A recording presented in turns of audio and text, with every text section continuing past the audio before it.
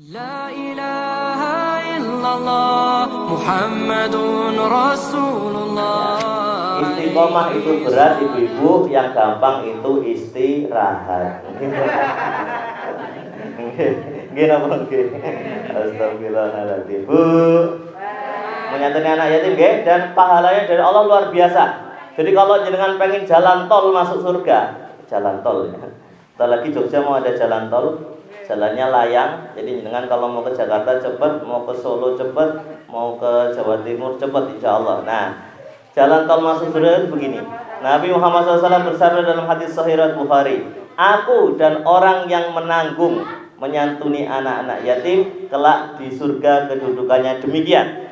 Nabi Muhammad SAW menunjukkan jari telunjuk dan jari tengah dan agak merenggangkan sedikit. Artinya apa? Kedudukannya kelak dekat dengan Nabi Muhammad SAW di surga. Allahumma amin. Senang atau senang? Bahagia atau bahagia banget?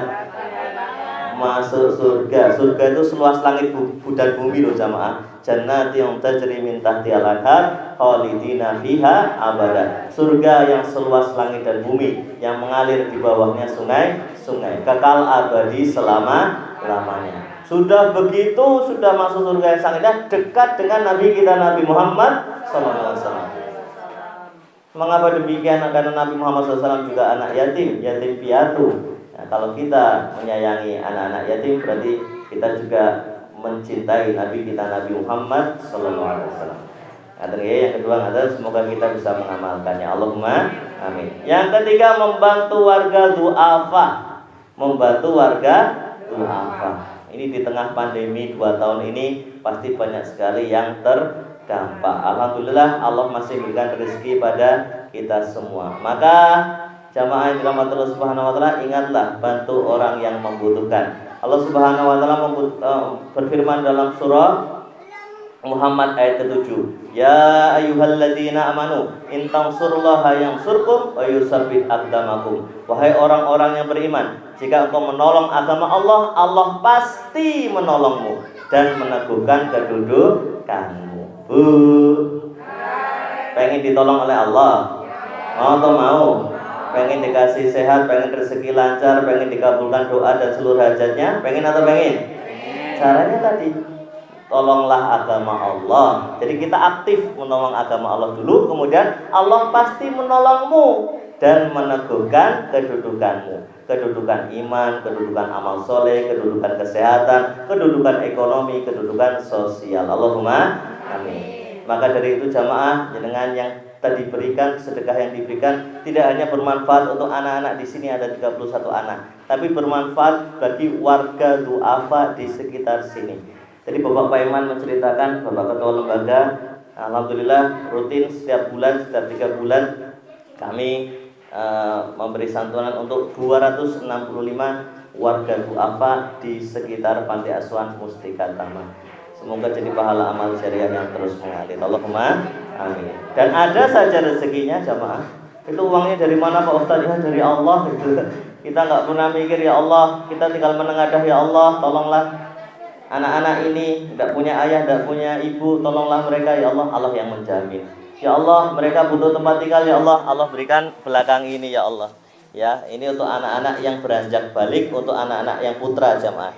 Yang putra nanti sudah dipisah dengan yang putri karena sudah usia 10 tahun, kita ikhtiarkan agar dipisah agar sesuai syariat Islam. Ya, sebagaimana kalau ibu punya anak putra dan putri, kalau sudah usia 10 tahun kamarnya wajib untuk dipisah. Ngaten nggih.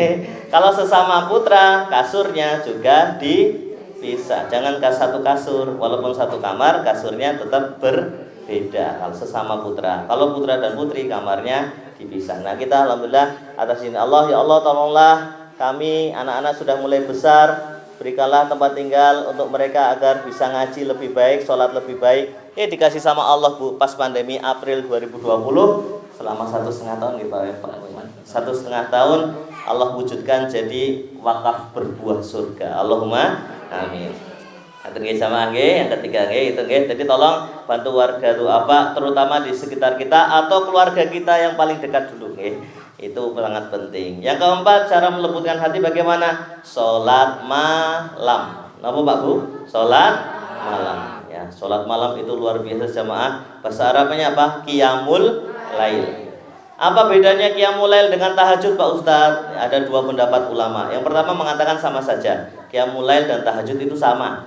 Ya, antara salat malam dengan tahajud sama. Yang kedua, kalau qiyamul lail itu boleh sebelum tidur, pendapat yang kedua. Kalau tahajud harus setelah tidur. Jadi qiyamul lail itu boleh sebelum tidur jamaah. Contohnya salat malamnya ketika bulan Ramadan namanya salat tarawih. Tarawih itu berapa hari lagi kita bulan Ramadan jamaah? 35 hari lagi nggih. Subhanallah. Cepat atau cepat banget?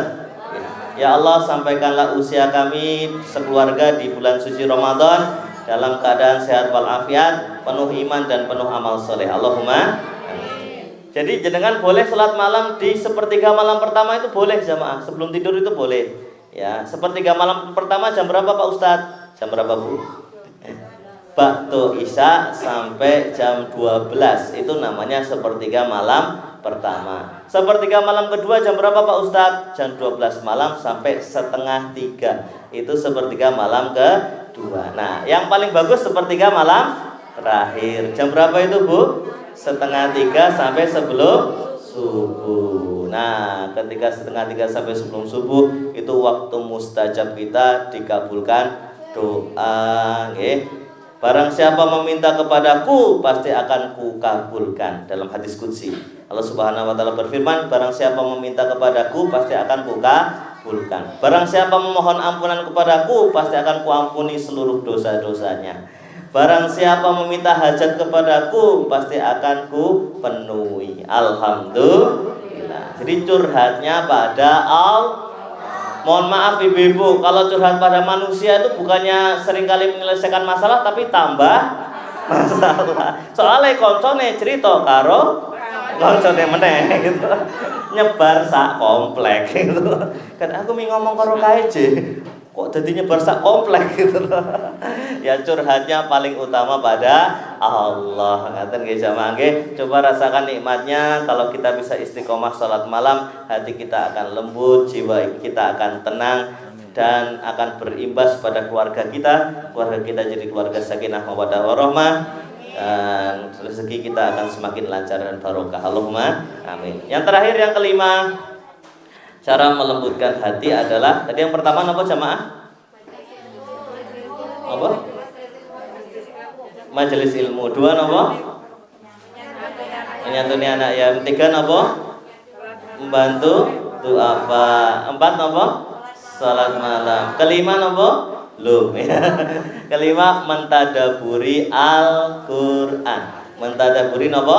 Al-Quran. Al-Quran adalah petunjuk hidup kita. Dzalikal kitabul la raiba fi hudal lil muttaqin. Kitab ini tidak ada keraguan di dalamnya, petunjuk bagi orang yang bertakwa. Jadi kalau pengen hidupnya tenang bahagia, rumah yang dibacakan ayat Al-Quran tidak akan dimasuki setan. Jadi kalau pengen rumahnya adem, ayam, tentrem, bahagia, tidak ada teriakan, tidak ada marah-marah, tolong sering-sering baca Al-Quran. Nanti rumahnya akan adem, tentrem. Allahumma amin. Contohnya anak-anak ini Bu, ini bayangkan, jenengan bisa bayangkan tidak? Ini anak-anak genetiknya beda semua, betul atau betul? Dan tentunya yang datang ke sini pasti ada masalah di genetik orang tuanya, betul atau betul? Ya, tapi kita berusaha untuk memperbaikinya dengan cara apa? Dengan cara Al-Quran. Dibacakan Al-Quran, surat-surat pendek, doa-doa. Alhamdulillah anaknya manut gini Bu. Alhamdulillah. Padahal luar biasa kalau dipikir-pikir, ya Allah ya Karim. Tapi anaknya manut, soleh. Nah, apalagi anak jenengan yang tentunya orang tuanya baik-baik, semuanya soleh-solehah. Kalau kita sering-sering baca Al-Quran, insya Allah hidup kita akan merasa tentram, senantiasa diberikan petunjuk oleh Allah. Allahumma amin. Kata nggih, 5 terapi melembutkan hati. Semoga kita bisa mengamalkannya dengan sebaik-baiknya. Insya